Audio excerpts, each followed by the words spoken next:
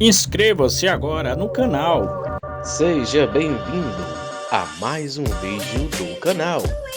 Fomos Testemunhas de Jeová. Vamos falar sobre a desassociação. Quando um membro ele comete um pecado, vou tentar resumir, porque isso é bem complexo, existem muitos detalhes que quem não conhece vai ficar um pouco perdido, o vídeo vai ficar muito mais longo do que já será, certo?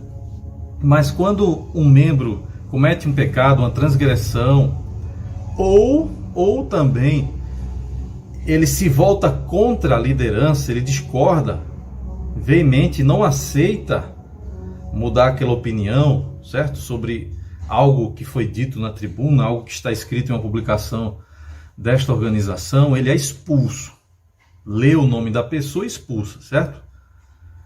Aí você vai pensar, mas isso é uma proteção, Cleiton, isso está na Bíblia.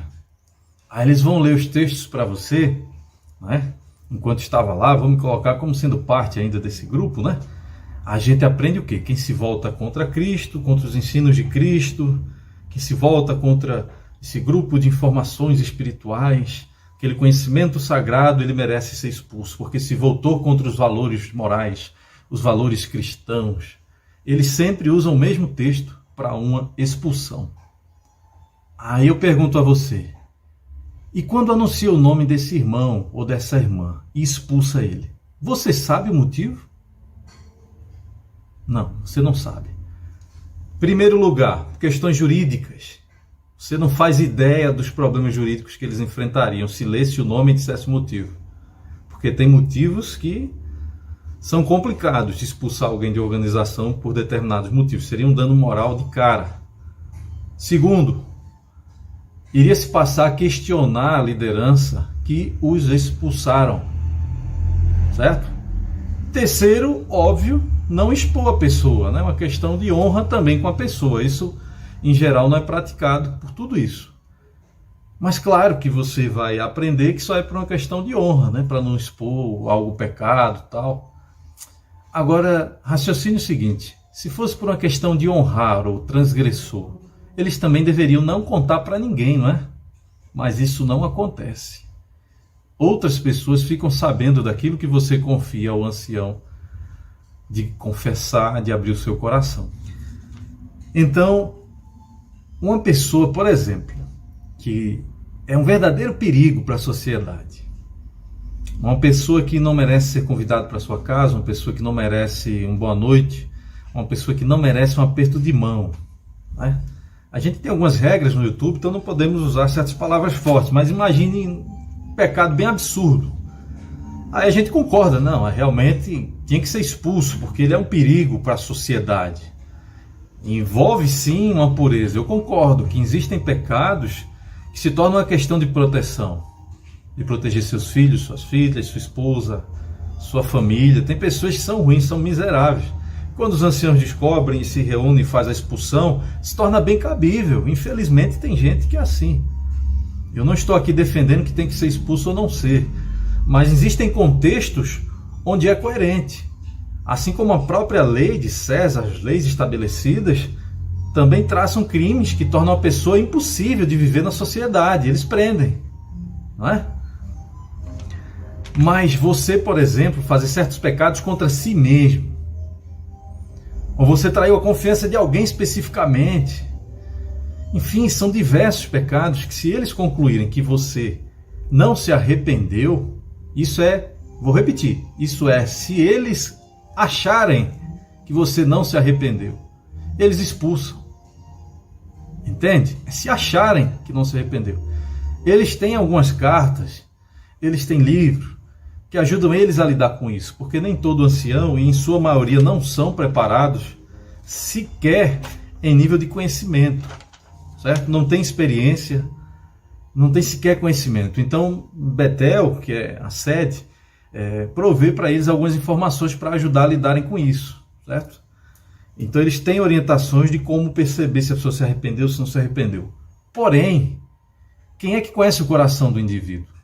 Tem pessoas que são frias de espírito e não conseguem chorar lá na frente deles, são pessoas mais introvertidas. E se não chorar, dependendo do pecado, ele acha que você não se arrependeu. E você vai ser expulso. Se você chorar, dependendo do contexto, ou seja, tem umas coisas nada a ver, entende? E eles chegam a desassociar, expulsam. E o pior de tudo, se você discorda da liderança e se afasta, que foi o que aconteceu comigo, mas não disser para ninguém os seus motivos, eles não lhe incomodam, eles ficam na deles, né?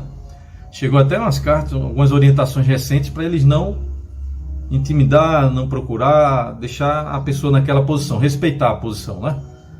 Mas se você falar para alguém o motivo, se você fizer um canal no YouTube, se você fizer um vídeo feito eu, que eu tenho um vídeo falando de várias Bíblias, e entre essas tinha uma Bíblia também da organização, que é a tradução Novo Mundo. Eu fiz um comentário, e quando eu usei o termo que é uma Bíblia tendenciosa, isso já foi uma apostasia contra a liderança. Isso para eles foi o motivo de eu ser expulso por apostasia. Diga aí, se você escuta na sua casa uma música de outra religião ou de outra seita, que não foi deles, isso também é apostasia. Você também vai ser expulso se você não se arrepender de ter escutado aquilo. Entende? No mínimo, você vai perder privilégios, vai ter sempre alguma punição. E quando você é expulso, vem o mais grave, né? Já tem outros conteúdos nesse canal que você já viu o que é que acontece. Você é comparado a um doente. E que a forma de ajudar um doente é isolar. Assim como uma pessoa que está com vírus e precisa estar de quarentena. Isso significa que, se sua família é cristã entre aspas, né? Pertence a esta organização, eles são orientados a não receber na casa deles. Isso pode ser seu pai, sua mãe, sua sogra, seu tio, sua tia, seus sobrinhos. Não interessa. Se você for casado, sua esposa não tem outra escolha, ela vai ter que falar com você, óbvio. Até o momento eles não orientaram as esposas a ficar de mal do marido, né?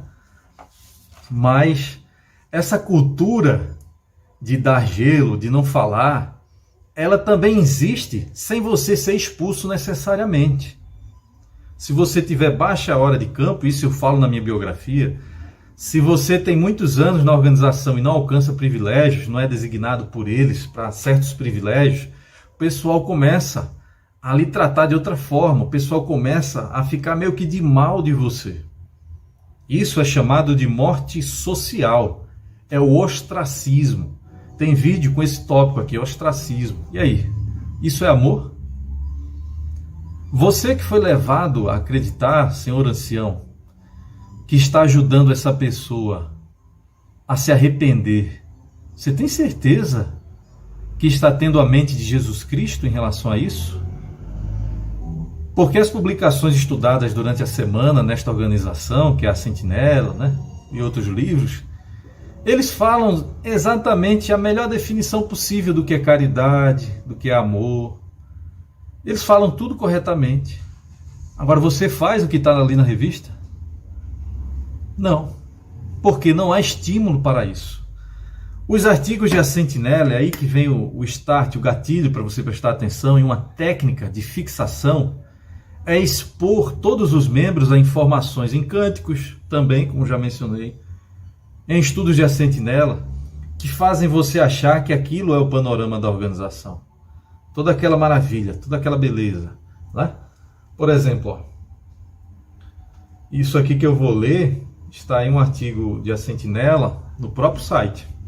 No finalzinho aqui eles dizem, pensa no seguinte, nós não gostamos quando algo ruim acontece com a gente e outras pessoas ficam felizes com isso. Assim, nós não devemos ficar felizes quando algo ruim acontece com outros, mesmo que eles tenham feito algo contra nós. Para receber a bênção de Deus, nós temos que amar as pessoas dessa maneira, não importa a idade, a nacionalidade ou a religião delas. Uma forma prática de mostrar amor é por ajudar os que passam por necessidade. Isso é uma publicação deles. E eles têm outros artigos incríveis, você se emociona de ler, é lindo demais, é muito lindo. Mas quando você conhece, passa anos lá dentro, você vê que não há nenhum estímulo para aplicar o que eles mesmos ensinam. Eles levantam a mão, respondem corretamente, próximo parágrafo, assim vai. Mas é uma organização sectarista. Eles ensinam aqui, ó, nessa publicação e em outras, a amar pessoas de outra nacionalidade e outras religiões, mas é uma organização sectarista, onde só eles serão salvos e todos os outros vão morrer se não se tornar parte deste corpo, dessa organização. Isso até o presente momento, né? Pode ser que amanhã ou depois eles mudem também isso, que eles mudam o tempo inteiro e passe a achar que alguém vai merecer misericórdia de outras religiões também. Agora, como é que eles mostram amor? E aí? Aí a gente vai chegar no próximo ponto, né? Que é sobre a caridade. Mas voltando sobre a desassociação. Uma organização que condena a morte social a um membro é uma organização amorosa? E aí? Tem adolescentes que têm que ser expulsos de casa. Se ele comete uma transgressão, é de maior, e os pais são desta organização, o pai tem que mandar ele catar coquinho, ele tem que ir embora. Isso já gerou suicídios, muitos suicídios, depressões. As pessoas ficam perturbadas. E quando essas pessoas padecem de sofrimento, passam aí para psiquiatras, psicólogos, sabe? Se sentindo rebaixadas, indignas, sem motivação para viver, por ver a família colapsada, as testemunhas de Jeová apontam o dedo e dizem: olha aí o que acontece quando se afasta do povo de Deus. E aí, isso é um aceito ou não é? Isso é uma coisa muito mais diabólica do que algo propriamente cristão, minha gente. Pelo amor de Deus, acordem. Você que é ancião, você participe disso. Cadê a sua consciência? Você consegue orar? Você consegue se imaginar que imita Cristo quando você vai para uma comissão e favorece esse tipo de cenário? Encontre em algum dos 4 evangelhos alguma situação que mostra que Jesus Cristo agiria dessa forma com um transgressor? Porque você sabe, se você é um ancião experiente, você sabe que diversos motivos de expulsão em nada se relaciona a alguém digno de um convívio com outros seres humanos. Em nada. Em diversas vezes são erros pontuais, são transgressões que de fato aconteceu por diversas circunstâncias ali, e ainda que tenha sido proposital, esse camarada, você sabe ali, você conhece, ele não é indigno de uma boa noite na rua, entende? Ele não é indigno de morar com seu próprio pai, sua própria mãe, seu sangue, mas é isso que vocês fazem. Quando morre uma pessoa que está desassociada ou expulsa, eles não vão para o enterro, eles não prestam assistência. E dizem que a pessoa estava no caminho do diabo, do maligno, porque estava fora da organização de Deus na terra. E aí? Isso é amor, é? Que tipo de amor é esse? Em que Bíblia, em que livro está esse amor? A Bíblia não. Nenhuma Bíblia. Está nos regulamentos do corpo governante. Esse amor que vocês praticam, que eu pratiquei no passado, vem do corpo governante. Né? De quem vocês acham que é guiados por Deus. Tem certeza que é guiados por Javé? Por Jesus Cristo? Pelo Espírito Santo? Qual é a criatura que a Bíblia indica que quer destruir, que quer dividir, que engana? Não é Javé. Não é Jesus Cristo, Yeshua, não é. Não é o Espírito Santo. Não foi assim que agiu os apóstolos. E aí, isso é uma característica humana, imperfeita, cruel, que tem refletido no Deus do sistema de coisas que a Bíblia menciona. Por favor, examine sua consciência. Abra os olhos. Você, quando vai para uma comissão, você que é ancião, você nunca para pensar nas consequências. Né? Fez sua parte, a camada vai embora, e as consequências é o quê? O que é que vocês são treinados? Somos orientados a achar o quê? É consequência dos seus próprios erros, né? Se você expulsa alguém, o camarada se mata, fica doido, seja lá o que for que aconteça, é consequências do pecado dele. Inscreva-se no canal, deixe o seu like, compartilhe o vídeo, faça a sua parte para ajudar outros.